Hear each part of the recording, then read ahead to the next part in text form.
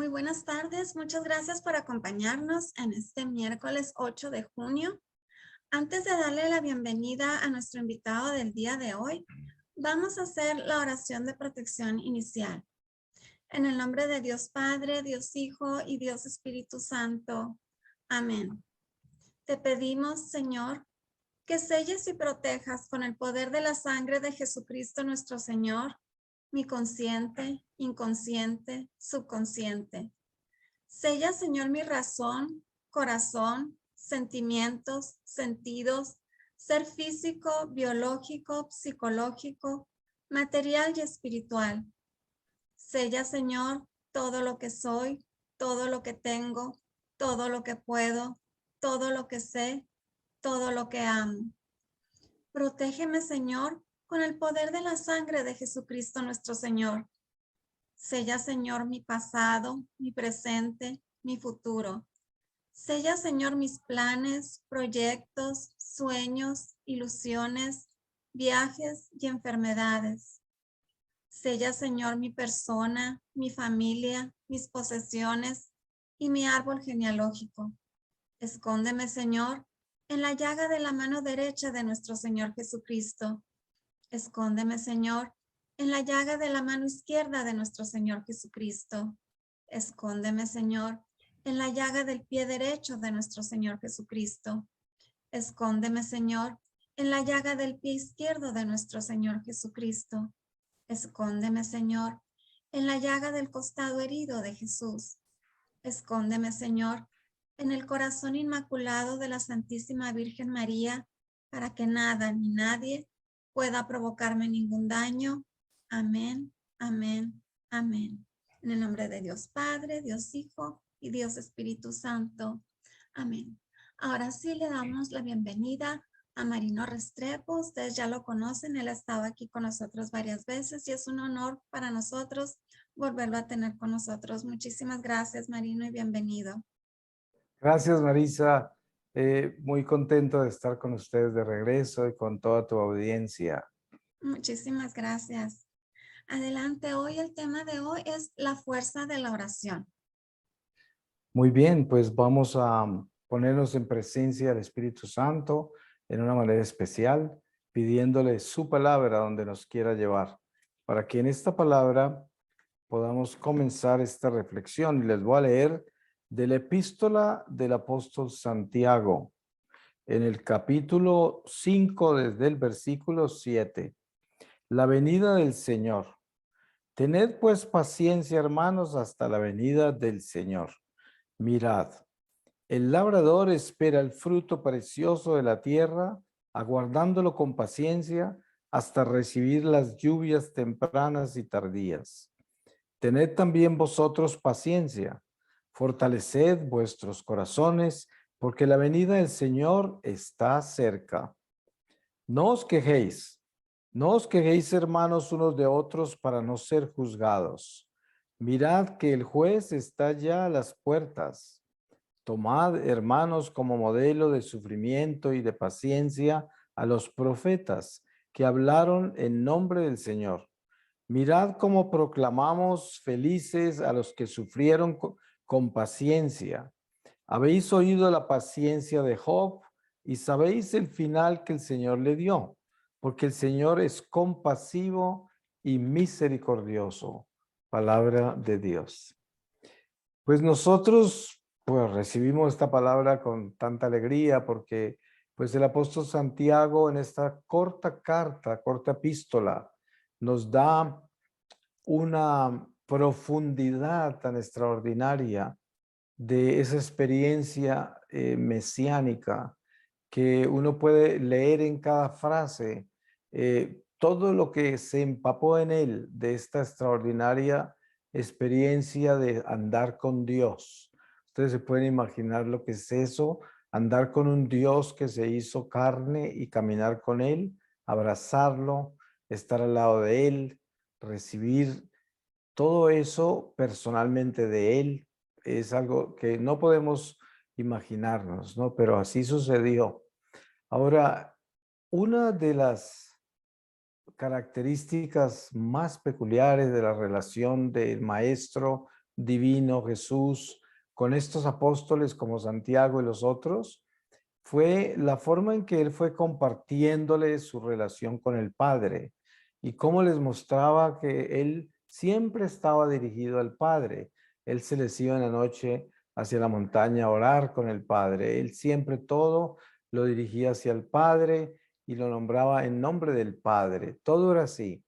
Era como ese Mesías que tenía padre y que además nos estaba enseñando a ser hijos, para que así como él era hijo, nosotros también lo fuéramos y fuéramos también hermanos con él. Y al mismo tiempo entendiéramos que al verlo a él veíamos al Padre, y por lo tanto él también era el Padre, lo cual hace este misterio increíble de la Trinidad, porque todo lo que estamos hablando solo se da por medio de la tercera persona, que es el Espíritu Santo. Entonces, todo esto que estamos hablando es oración, porque la oración es el concebir profundamente en nuestra alma la existencia de Dios. Si eso no está claro, no hay oración, porque la oración es una comunión con la divinidad. Esa es la oración. Y para que haya una comunión con la divinidad, tiene que haber una realidad espiritual que dicta indudablemente a lo más profundo del alma de que Dios existe y que yo creo en Él y que yo le obedezco y que todo lo que Él me ha revelado por medio de su Hijo Jesucristo es verdad y que ese es mi camino y que yo creo que si hago eso y vivo así y camino por ese sendero señalado por su Hijo Jesucristo, yo tengo vida eterna. Y esa es la oración. La oración está hecha de eso. La oración nuestra como hijos de la iglesia, como católicos, está hecho de todo el depósito de nuestra fe. Sin todo el depósito absoluto de nuestra fe, nuestra oración es incompleta, porque el amor de Dios se manifiesta en plenitud, no en partes. El amor de Dios no es parcial, es total, es completo. Por lo tanto, cuando yo amo con el amor de Dios, amo en plenitud. De la misma manera, cuando yo oro con el conocimiento profundo de Dios, amo en la absoluta plenitud de mi amor por Dios, de creer en Dios, de la absoluta relación íntima con Él y de estar seguro que Dios está en mí y yo en Él. Esa es la oración. Ahí es donde está la fuerza, porque es natural que nosotros, siendo personas carnales, cerebrales, naturales, pues tengamos una tarea extremadamente grande para escalar a la realidad sobrenatural de la unción que hemos recibido por el bautismo, que es la venida del Espíritu Santo en nuestra vida. Porque el bautismo equivale a nuestro Pentecostés. El bautismo es bautismo con esas lenguas de fuego que el Señor le dio a los apóstoles en Pentecostés. El Paráclito, lo que Él prometió que enviaría.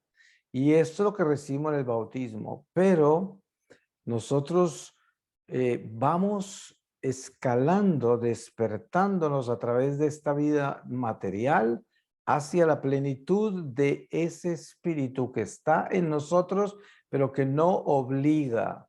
Y por eso el amor de Dios es tan perfecto que no obliga, invita, está presente en esa eterna, extraordinaria amabilidad, que es el perfecto amante, el perfecto Dios, que se abre todo, que nos da todo y no exige nada. Da el todo por nada y nos da a nosotros en la nada el todo para que nos convirtamos en todo, siendo nada. Y esto es tan grande y esa es la oración.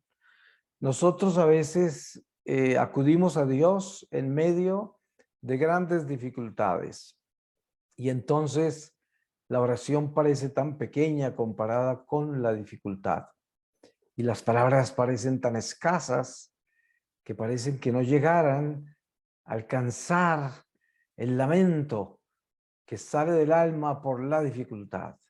Y también parece que todo estuviese lejos, que la solución estuviese lejos, que de repente no hay escucha para la oración de parte de Dios. Este es un estado elemental de la oración y ocurre a veces en crisis de fe, en personas que de repente han alcanzado un crecimiento espiritual considerable, pero pasan por una prueba de fe y la oración se les vuelve pequeña. Pero en realidad, lo que nosotros debemos aprender cada vez más es a compenetrarnos en el misterio de Dios, para que nuestra vida sea oración, nuestra vida, el total de nuestra vida, desde nuestro aliento, nuestro palpitar del corazón, el fluir de la sangre en nuestras venas, el crujir de nuestros huesos al caminar, todo nuestro ser, nuestros pensamientos, sentimientos, pasiones, intenciones, tendencias, ideas, deseos, todo que esté sumergido en Dios completamente. Es un trabajo que todos debemos alcanzar como hijos de la luz, como hijos de la iglesia, hijos de la oración. Porque entonces entendemos por qué los santos tantas veces a través de los siglos han repetido que vivamos permanentemente en oración. Claro, muchas personas no entienden cómo se hace eso, porque lo que conocen de la oración es la salmodia y la recitación. Y cuando se habla de estar permanentemente en oración, sienten un gran agotamiento. ¿Quién va a estar en salmodia y recitación permanentemente?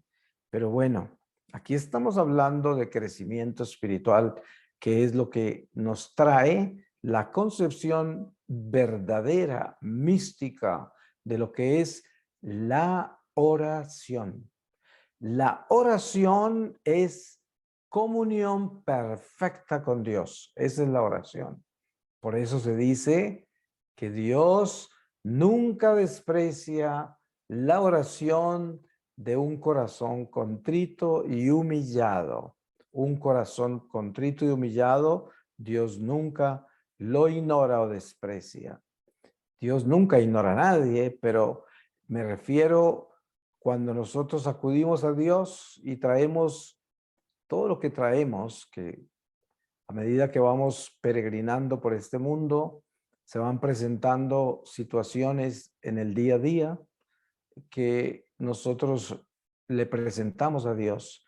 Cuando tenemos ya una vida cristiana de oración, de sacramentos, de comunión con el prójimo, porque estamos involucrados en el espíritu de servicio con todos aquellos que Dios confía en nuestra vida. Muchas veces no tenemos contacto con ellos directo a nivel físico, pero sí tenemos contacto directo con ellos a nivel espiritual, como por medio de la oración, que sería lo que le ocurre a las monjas de clausura que dejan todo y se van al convento y ya no tienen más contacto físico con el mundo ni con la familia, pero están más cerca de ellos que nunca porque la oración las une con su familia y la oración las une con la iglesia y con Dios.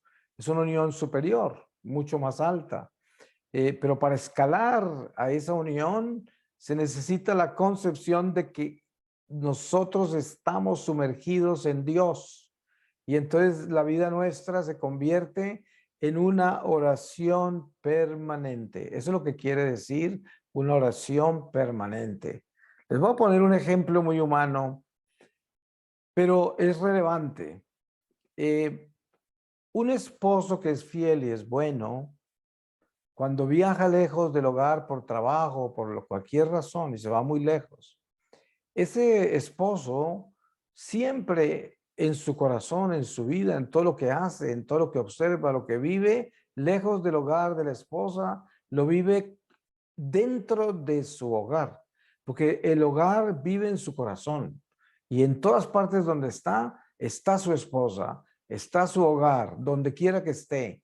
Y cuando mira, todo lo que mira, lo mira con el hogar entero. Lo mira con su esposa, aunque la esposa esté lejos.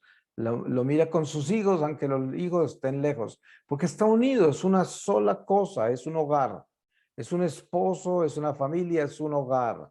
Y este es un ejemplo de lo que es la oración.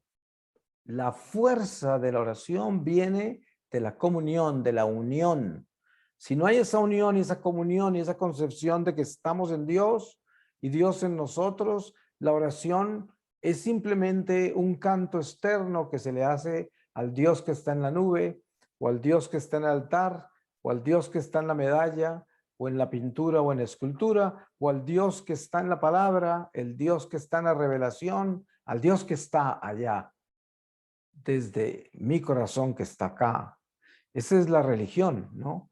Por eso, dentro del Evangelio hay muchos pasajes donde Jesús está hablando del fariseo, del publicano, está comparando la relación que hay entre unos y otros con Dios, y en muchos momentos muestra cómo aquella persona sencilla, con un lenguaje sencillo, sin mucha educación, está hablando en una forma personal con Dios y está completamente unido con Dios como el publicano.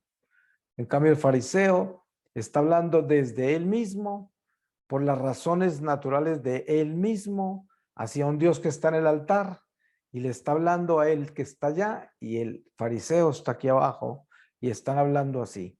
Y Jesús muestra cómo este hombre está hablando de sí mismo, por sí mismo, para sí mismo, desde sí mismo, pero no está unido a Dios.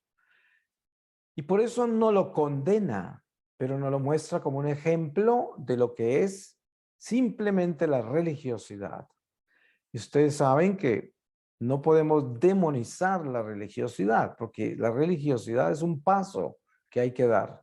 Pero sí debemos estar atentos de que la religiosidad no necesariamente es espiritualidad y no necesariamente entra en la oración que estamos hablando. En la profundidad de la oración. Entonces, ¿de dónde sale la fuerza de la oración? La fuerza de la oración sale de la unidad. Miren, cuando Jesús oró por los apóstoles, antes de su pasión, Jesús le dijo al Padre, Padre, que todos seamos uno como tú y yo somos uno. Y él estaba muy, muy interesado en que eso fuera así, porque él en esa unidad con la Trinidad sabe que nosotros para poder estar unidos a esa Trinidad tenemos que ser uno con el Hijo que llegó a nosotros. Y eso solo se da con el envío del Paráclito, del Espíritu Santo.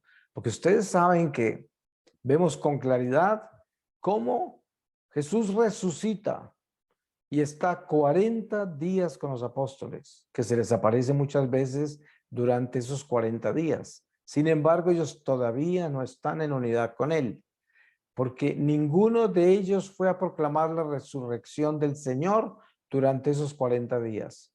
No tenían la fuerza para eso, no estaban en unidad, estaban asombrados, maravillados, extasiados, a veces hasta asustados del resucitado. Pero ¿a quién le fueron a contar? Ustedes no leen un solo pasaje del Evangelio donde aparezca un apóstol en Jerusalén en el templo diciendo resucitó, ¿no? No fue hasta Pentecostés. Por eso es que la venida del Espíritu Santo, que es la promesa del Señor, es completarnos los que nos faltaba, que es redención, plenitud, completarnos. ¿Cómo nos completa? Nos convierte en oración, nos convierte en comunión, nos convierte en uno con Él, porque ese Espíritu es el que nos une con el Señor. Y esto debe estar muy claro en la oración. Cada uno de nosotros tiene siempre una relación personal con Dios y tenemos un caminar con Él como hijos que somos de la iglesia, como enlistados en esta milicia de la Iglesia Católica por la salvación de las almas, pescadores de hombres, como nos llama Jesús. Y por lo tanto, en esta relación personal, mantenemos esta conversación.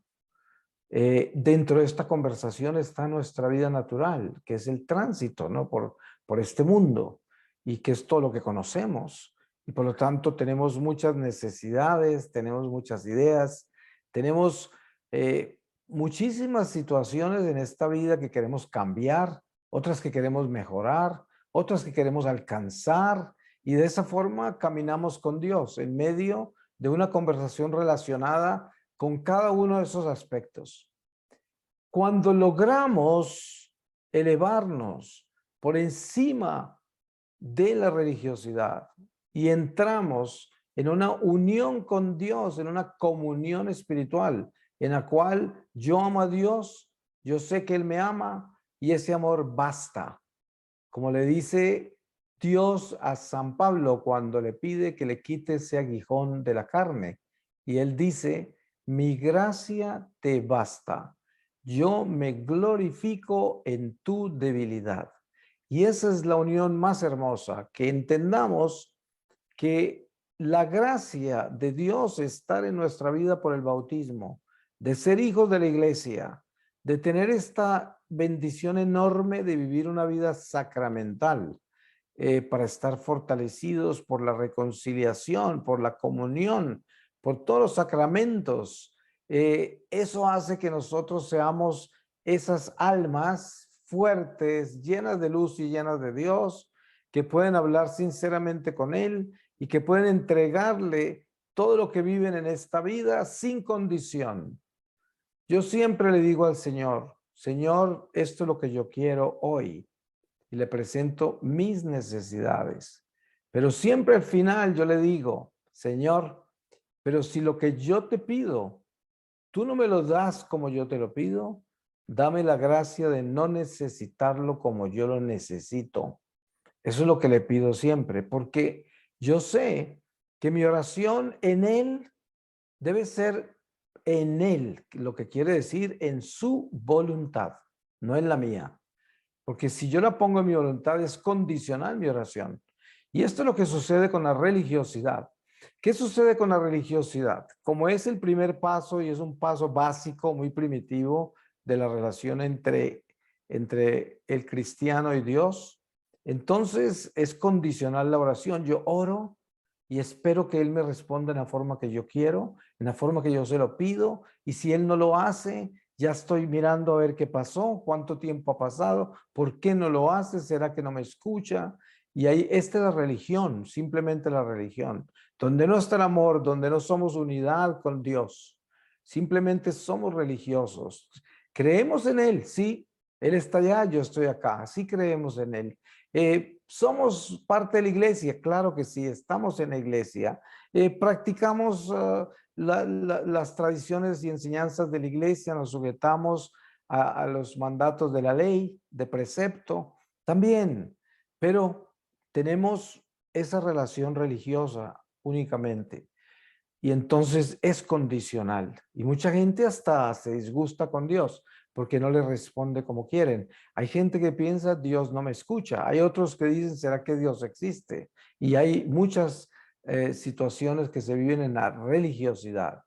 Pero cuando ya entramos a la espiritualidad, cuando ya yo estoy incondicionalmente unido a Dios y le dejo a Él todo en su voluntad, y no dejo así de presentarle mi caso, porque el hecho de que yo le entregue toda la voluntad de Dios, eso no quiere decir que no dejo de presentarle mi caso todo el tiempo, porque precisamente mi relación con Dios es todos los días levantarme a entregarle mi día a Él. Todos los días acostarme a cerrar el día que me dio con Él. Y esa es la unión. Y por lo tanto siempre estoy en una conversación con Él sobre todo lo que me sucede. No porque necesariamente esté buscando un cambio o un mejoramiento o cualquier situación relacionada con lo que vivo cada día, sino porque es mi comunión con Él. Es como el soldado que se le reporta al capitán y simplemente es su deber y debe hacerlo y lo hace con amor y cumple y es su disciplina y es su milicia y en esa forma vive su milicia. Y lo mismo nosotros como hijos de la iglesia, hijos de la milicia divina, hacemos lo mismo. Y esa es la oración. ¿Dónde tiene fuerza la oración? En la comunión incondicional con Dios. Esa es la única fuerza. De lo contrario, no hay fuerza. Si yo amo a Dios incondicionalmente, la fuerza de Dios está en mí, porque yo no tengo condición y por lo tanto estoy lleno de Él. Cuando no hay condición, hay amor limpio, hay amor puro.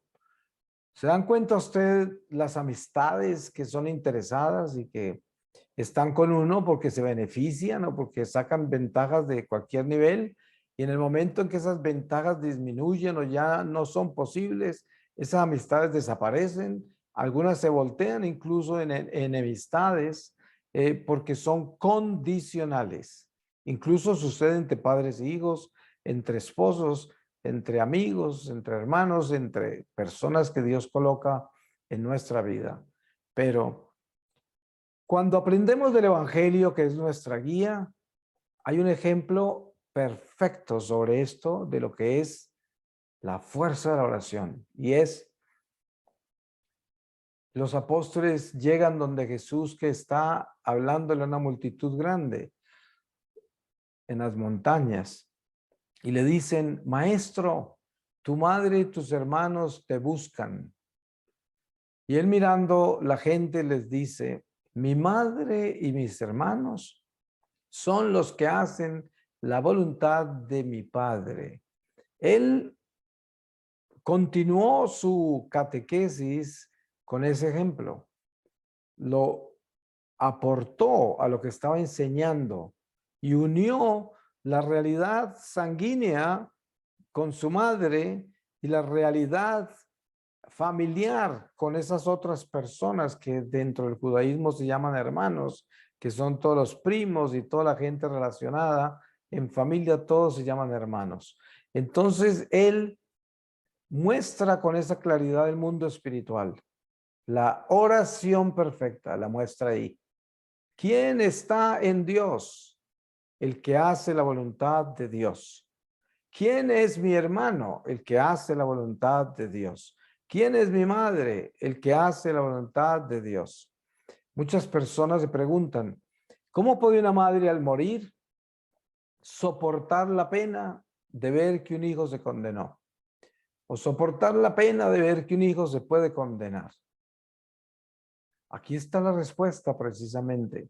En el momento que partimos del mundo material, entramos a donde está Jesús hablando así.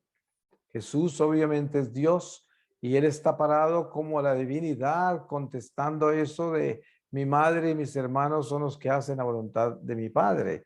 Ahí está entrando en un nivel que no es religiosidad, está en el espíritu y está hablando de un nivel superior, está elevado por encima de la carne, de la sangre, de las relaciones humanas, está entrando en las relaciones divinas del ser humano con Dios para hacerse unidad con Él. Oración perfecta, fuerza de la oración. Y así es como ya está integrado el hombre en unidad con Dios, haciendo su voluntad. Entonces la madre que encuentra que un hijo se condenó, pues es que ese hijo es hijo cuando hace la voluntad de Dios. De lo contrario, en el mundo espiritual ya no existe esa relación sanguínea de la carne. Somos hijos de la luz, hijos de Dios, espíritus de Dios. Y todo lo que está en la luz es de la luz y lo que queda en las tinieblas es de las tinieblas. Y no importa en qué estado se encontraba en el primer paso, que es el mundo material, no importa. El hombre entra en esa plenitud y en esa plenitud entiende que nosotros estamos aportándole a Dios nuestra voluntad.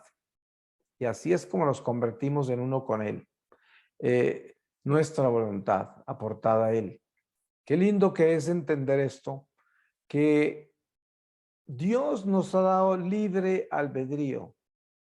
Ustedes saben que el pecado original es una mancha muy grave y que es un momento muy difícil y lo podemos leer en el Génesis y racionalmente no lo podemos entender, porque la razón nos diría: pero ¿qué culpa tengo yo lo que hicieron ellos?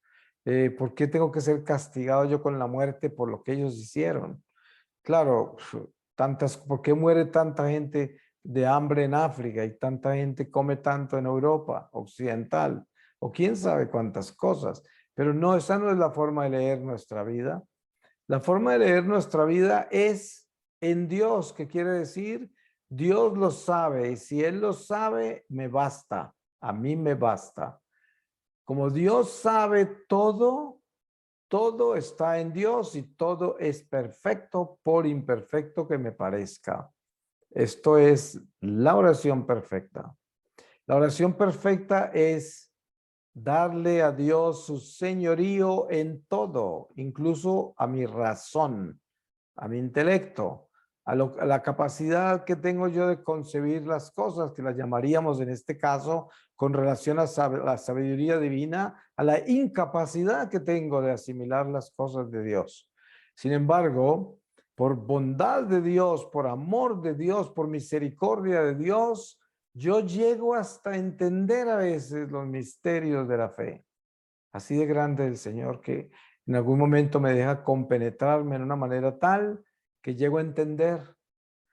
Ustedes se dan cuenta que hay veces que hay conversaciones entre Jesús y sus apóstoles tan profundas que de repente después de un silencio los apóstoles le dicen a Jesús como casi un lamento: Señor, aumenta nuestra fe.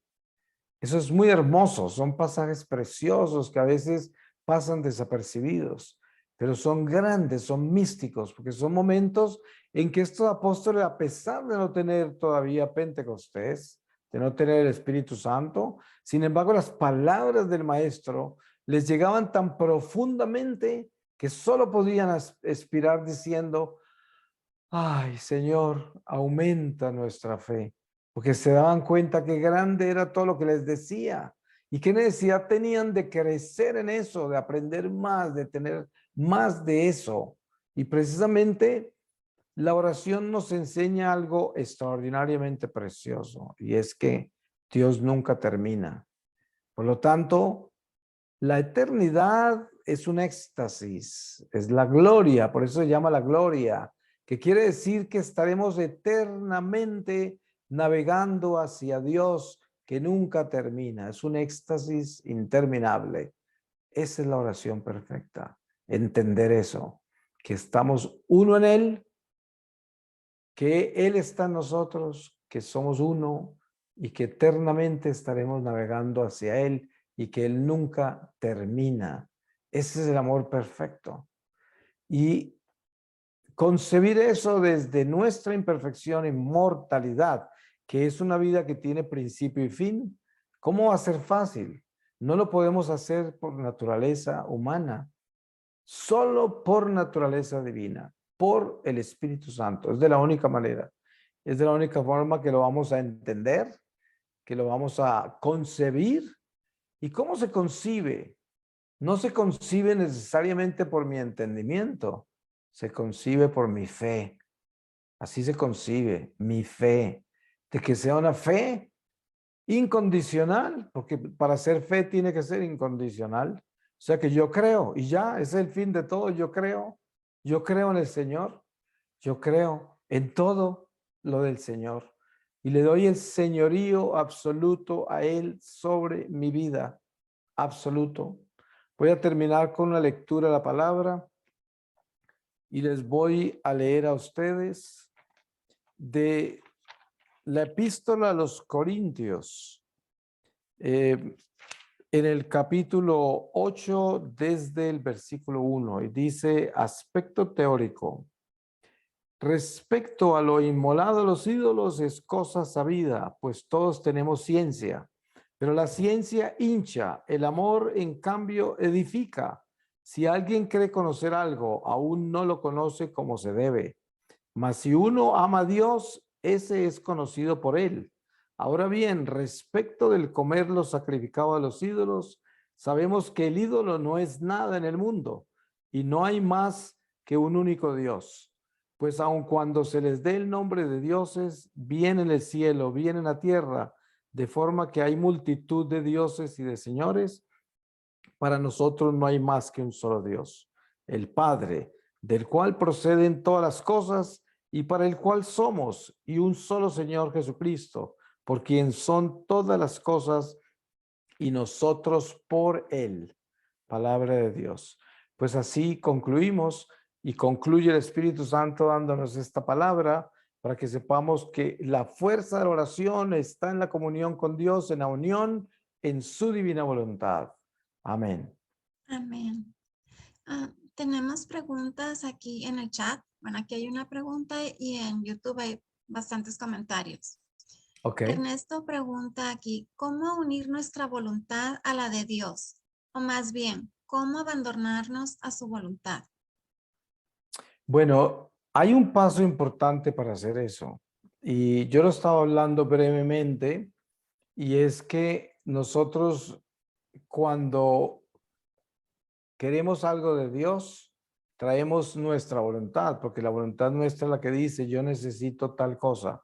Esa es la voluntad humana, la que nos rige, ¿no? Por la cual nos guiamos. Y entonces vamos donde Dios y le decimos, yo necesito tal cosa. Entonces, ¿cuál sería el paso a dar allí para unirme a la voluntad de Él después de que ya llevé la mía? Pues la forma de unirme a la voluntad del Señor es decirle, pero que no se haga mi voluntad, sino la tuya. Eso es lo que nos enseña el Señor en Getsemaní, con la copa que no quería tomarse. Y esto es lo que debemos hacer para unirnos a Él. Entonces traemos la voluntad humana, claro, llena de necesidades, llena de situaciones, pero al final decimos, pero que no se haga mi voluntad, sino la tuya siempre, que es perfecta. Esa es una forma de unirse. Ok. Bueno, en YouTube vamos a pasar a leer unos cuantos comentarios. Dice Abel Ramírez desde San Juan, Argentina, unidos en oración. Peregrinos del amor, gracias por la transmisión.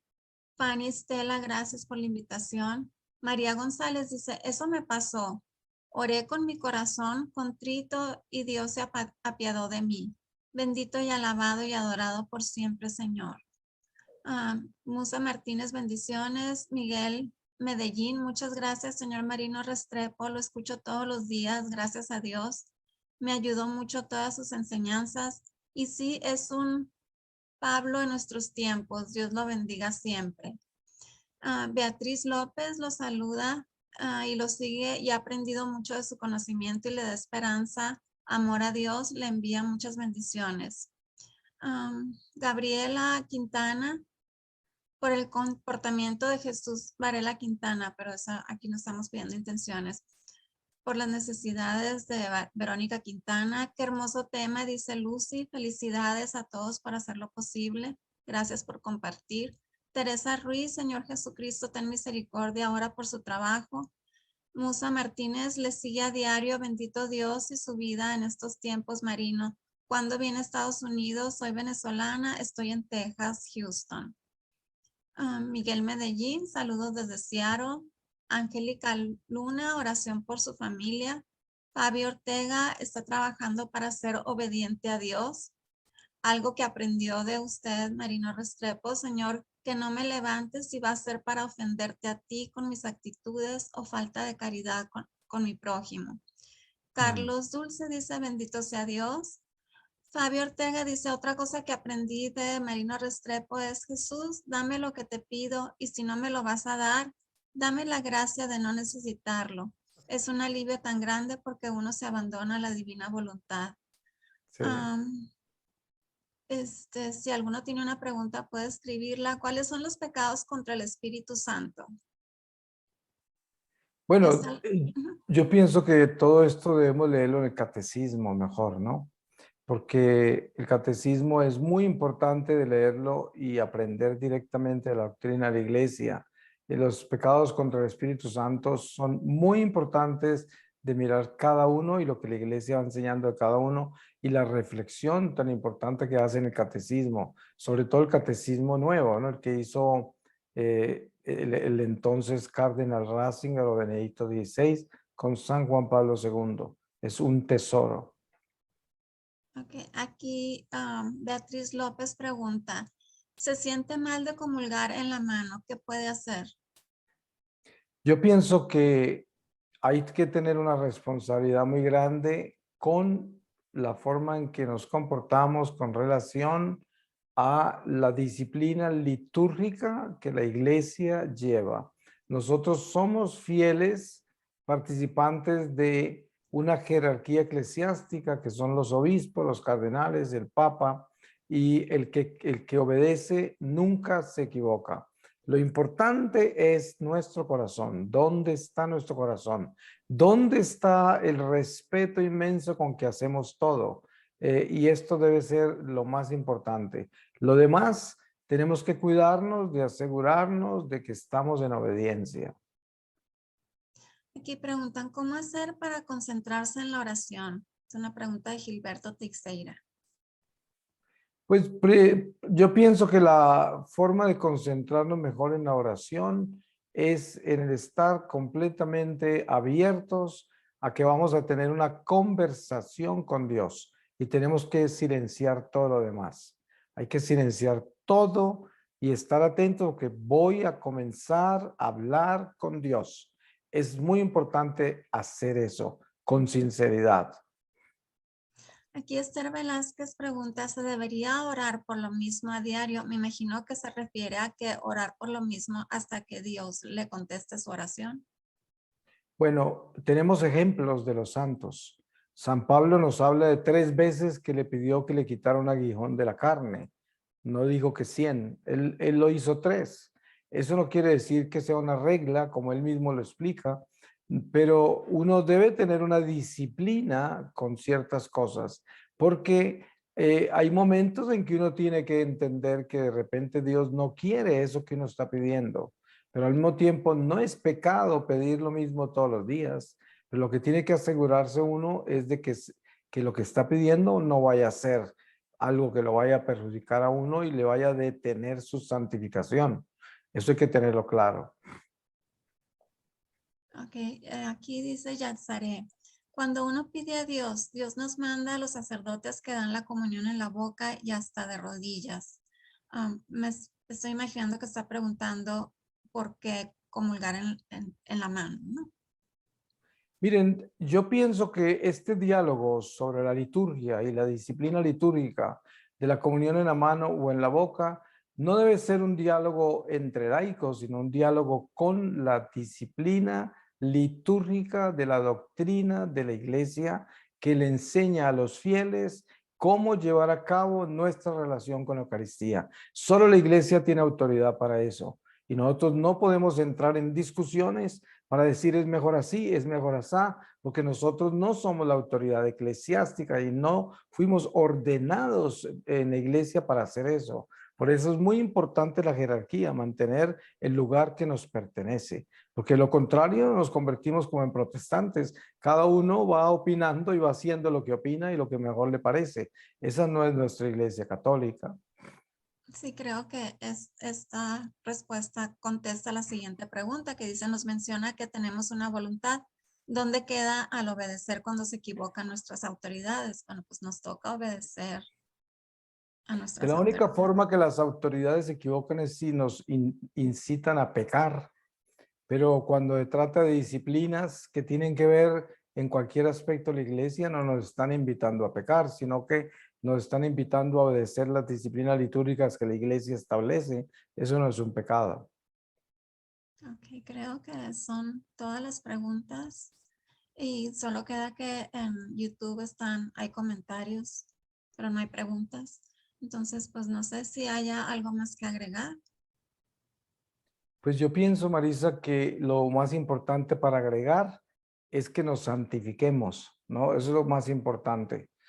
Tenemos que asegurarnos de poner nuestro granito de arena porque esta vida es muy corta. Mire que no sé cuántos estamos conectados en este momento, pero cualquiera de nosotros puede ser llamado en este momento por Dios y se acabó todo. Por eso es tan importante que si estamos haciendo esto y estamos hablando de Dios, y nos queremos ayudar los unos a los otros, la mayor ayuda que nos podemos dar es repetir en nuestro corazón, santifiquémonos.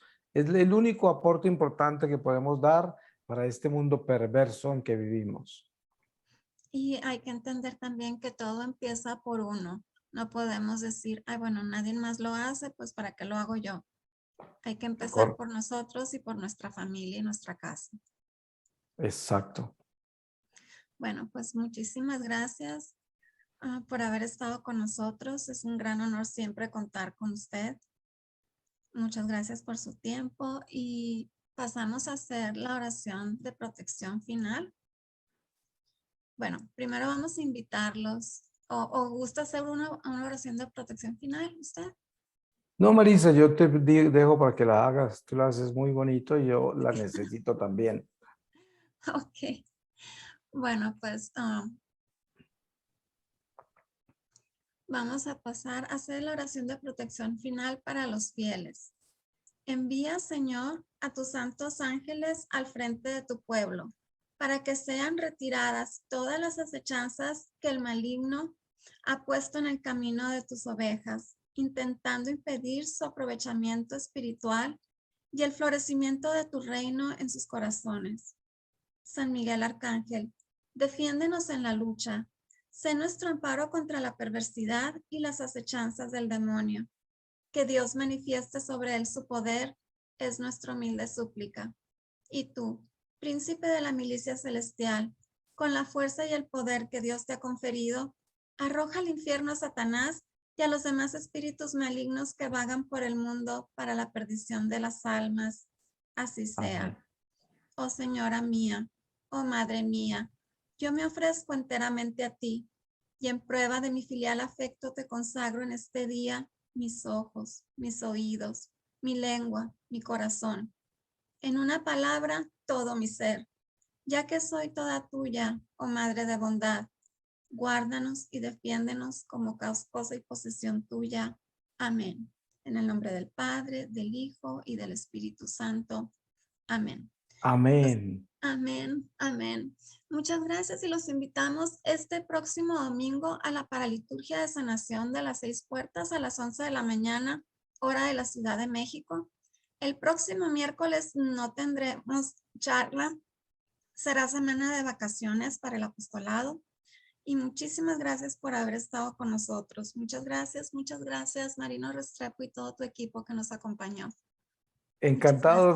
Buenas noches a todos. Los quiero mucho. Cuídense mucho. Amén. Adiós. Amén. Buenas noches.